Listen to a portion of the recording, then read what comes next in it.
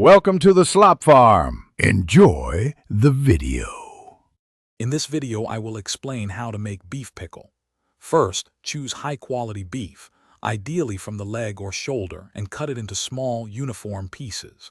Next, gather your essential spices, including red chili powder, turmeric, and a fresh ginger-garlic paste. Don't forget the key preserving agents: vinegar, mustard oil, and a good amount of salt.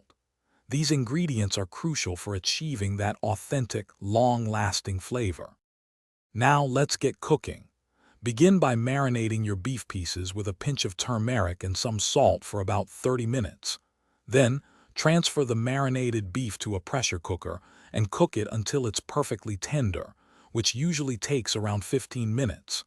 After cooking, it's vital to drain any excess water thoroughly. This step ensures your pickle won't spoil and will have the right texture. Next, we'll create the aromatic base for our pickle. Heat a generous amount of mustard oil in a large pan until it just begins to smoke lightly. Carefully add the ginger garlic paste and fresh curry leaves, sautéing them until they release their wonderful fragrance. Then, stir in your red chili powder, turmeric, and any other desired spices. Cook these spices briefly to toast them, enhancing their flavor profile. Finally, it's time to bring everything together. Add the cooked and drained beef pieces to your spiced oil mixture. Pour in the vinegar and mix everything thoroughly.